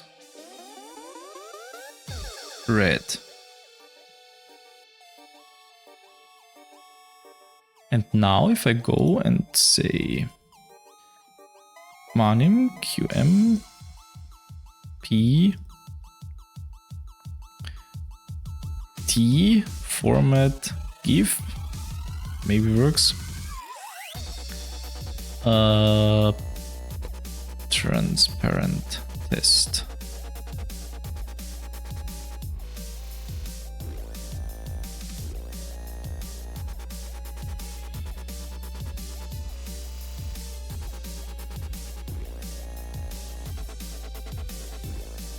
What is that window? FF play. Huh. I mean, the background is not red, which is perhaps a good sign.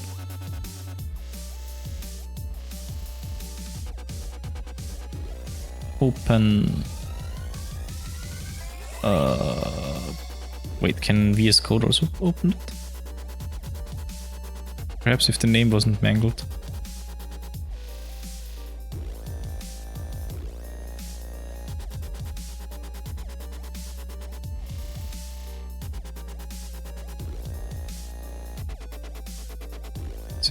P30 transparent. Why don't I copy that? Ah, because then the thing is gone. Just try without the T. That's also an option. Perhaps even easier. Yeah, that's red, I would say. Red flashbang. Nice. Okay, so actually I have been doing things all wrong since like forever. Closing. Sure, I'd like to see like green. Probably not. Let's not mess around. Okay, which means that I can save, close, general.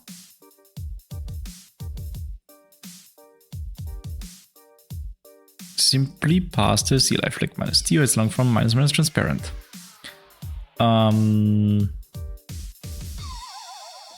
Note that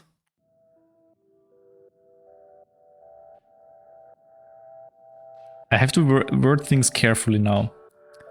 The default video file format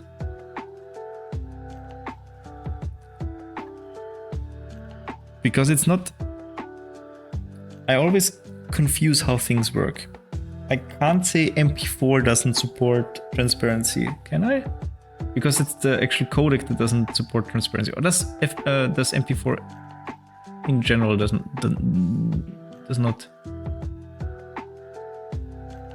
support transparency? I'm confused.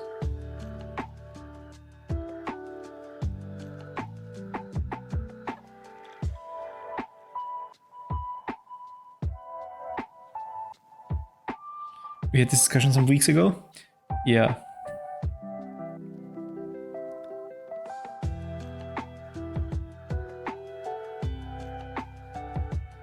You know what? I'll write it like this. The default video file format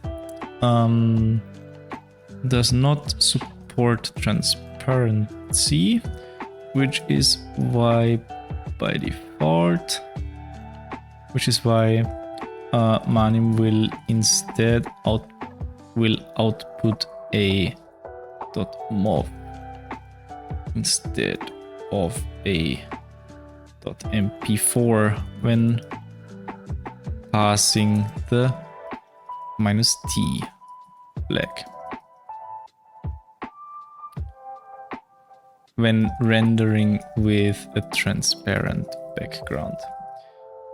Other file formats that support transparency are -- format equals webm, and of course, well, I don't put that, and -- format equals GIF. And then it works. Other animation file format, movie file formats that support movie file format, and then putting GIF is not really something I like doing, but well, it's okay, I think. Yes, simply passes CLI flag -t, or its long form -transparent. Note that the default video file format does not support transparency, which is, well, Manim will output a MOV instead of MP4 when rendering with a transparent background. Other movie file formats that support transparency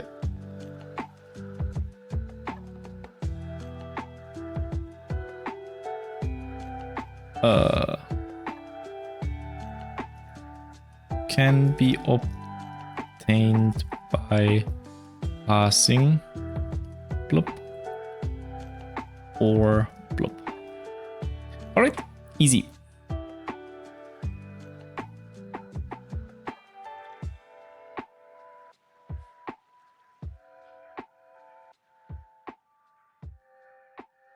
Should I make it explicit and say if -- format equals webm for a webm file and not?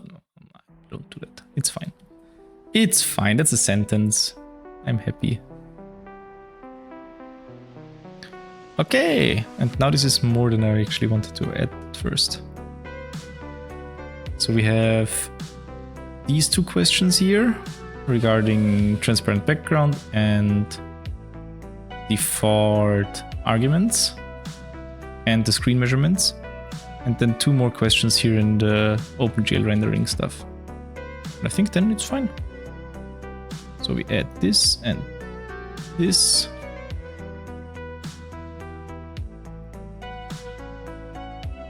This is fine, and in Arc I changed this and I shouldn't.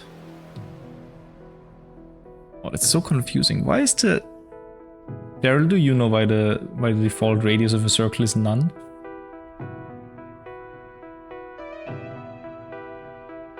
Is there any particular reason that comes to your mind?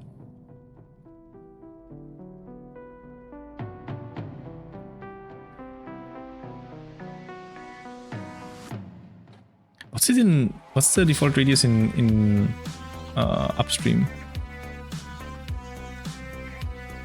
Curious now.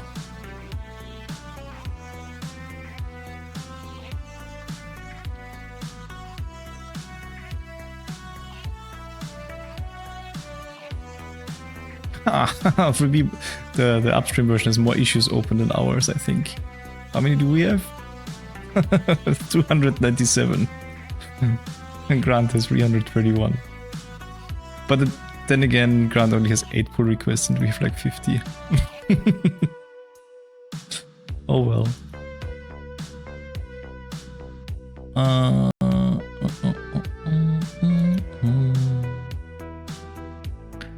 Object. Where would this be? Geometry. Ah, they still have geometry. Class circle.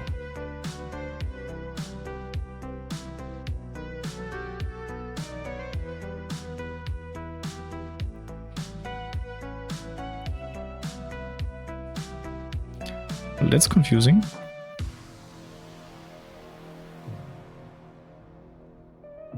We basically support PRs a lot more. Yeah, that's true. At least we try to. We try to. Sometimes PRs still die down because, well, we only manage to review them very late, or because people don't update them with our requests, or because people disagree with what we request. That happens from time to time.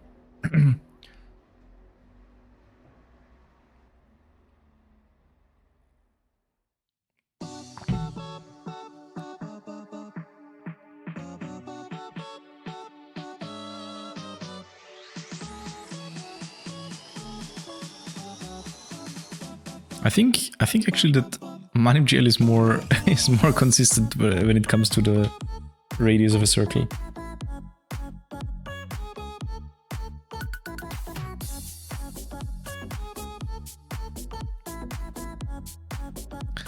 Oh well. Can't win everywhere.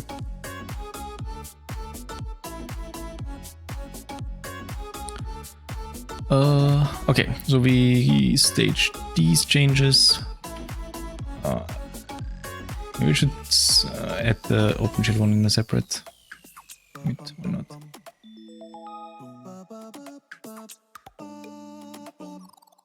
Okay, I kept the horizontal lines consistent. That's good.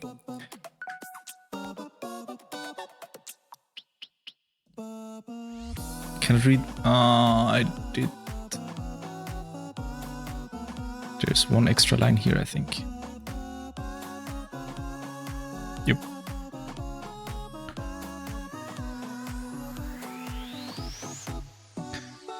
Okay, so what did I add here? Screen measurement, keyword arguments, and transparent background. Scene measurements, transparent background, available keyword args. FAQ. Oh, it's fine. And then there's a separate file, new FAQ section, OpenGL rendering. Good. Push. Git status. Git push. Upstream my thing. More FAQ. Do it. Create. No.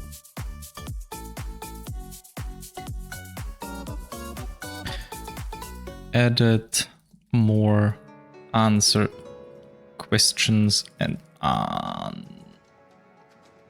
answers to FAQ section. New OpenGL FAQ. What does this pull request change? See title. I'm extremely lazy. We should probably update the pull request template again because, well, the check marks, nobody uses them. They were a nice idea at some point, but I think we can just clean it out. Link to documentation, TBD.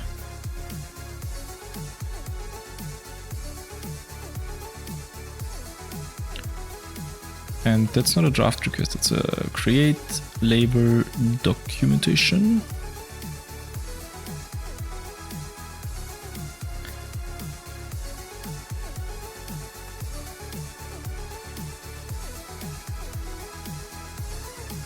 Good. That's 2767 now, which means I can probably guess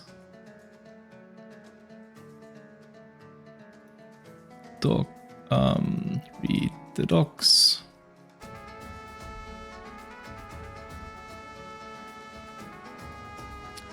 Builds are one of those. You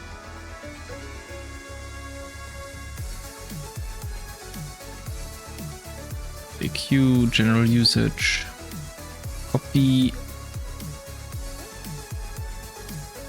edit, general, FAQ, general usage.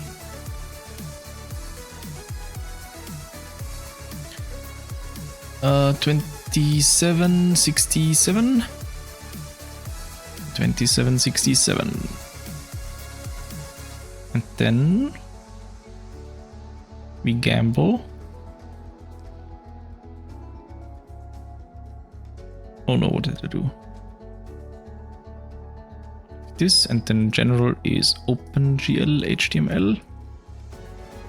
Perhaps. OpenGL rendering. Okay, there we go. Update. Of course, pre-commit. Why didn't I? I should install the pre-commit hooks, really. Okay, some spaces. Well, all right. One day I'll write. Switching to your phone now? Yeah, no worries. I think I'll actually stop at this point anyways. I have to do some stuff tomorrow morning, so I shouldn't get up too late, which means I should probably stop soon. There's so many things I want to do. And I still haven't started porting the SVG stuff, which I actually wanted to do today. Well, maybe later this week. Not quite sure when I'll find time, but I'll update you guys on my Discord, or well, in case you follow the stream, you'll get the going live notification anyways. All right. So I reviewed 0 PRs. Actually, I should leave the merge some stuff with this. Maybe I'll do that. I'll do that tomorrow throughout the day. And then I finish the review and stuff at some point. Yeah. I don't wanna delay it indefinitely, because then I forget everything. Then it was for nothing, and that doesn't make sense either. And I do think that we should probably. It would be probably a good idea to create a new milestone for release, so that we can discuss which PRs we want to still take in, and then do a release, because it has been a while since the last one, and there have been some improvements. It would be nice to have, and if we couldn't get in some stuff like the speed control for animations, it's pretty cool. Performance optimizations for plotting, perhaps some other things. Pretty nice. Configurable FFmpeg path would be pretty cool as well. Question is just whether we... The thing I don't like about these two PRs is that they combine FFmpeg paths with LaTeX paths that I'm not sure I like so much, but well, the idea is a similar one. There's 16.1, 16.0 milestone. That's true. But when I created that one, I thought that 16.0 would be the release where we have like bigger new features, like the base class form object, OpenGL object, abstract renderer.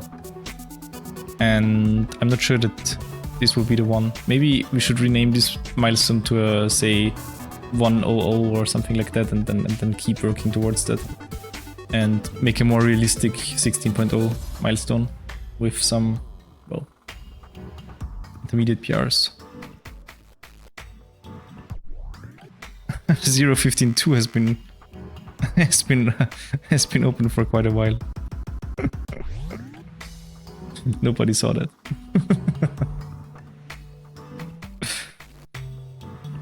Yes, I think it's time, and I think it would be fine to create a major release. So I think we can go 16.0. I mean, I would need to check what PRs have been merged since, but it's probably worth it.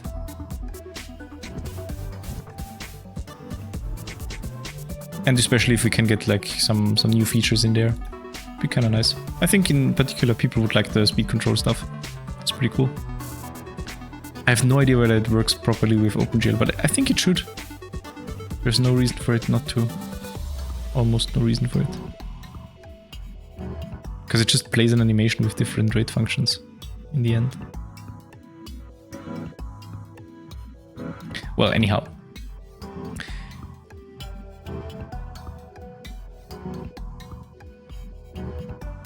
I guess we'll head to bed then. Yeah, sure. Thanks for watching. Thanks for chatting and stopping by, and yeah, it was fun. It was fun. Good night too. Yeah, thank you. I will be back. I don't know when. But perhaps I will find some more time this week to stream. So Perhaps I'll be on tomorrow again. Question mark. We'll see. We'll see. I'll do some more Manim. And I actually, there's one thing I do want to do, but I have no idea whether I can do like a Q&A for people that currently, or maybe some sort of tutorial to get started with the library. I do want to do something like that, but I can't really realistically do that before the move, so maybe only in July. I don't know. Q&A probably is possible. I probably could have just posted in the resource channel in the Math Exposition server that I'm streaming and taking questions right now. But then again, I mean, if people have questions, they post them in the Discord, and I also usually answer them there, or others, fortunately. Anyhow, thanks for hanging out, chat. It has been fun. I'll be back. I'll keep you updated. Join my Discord if you want to have real-time updates.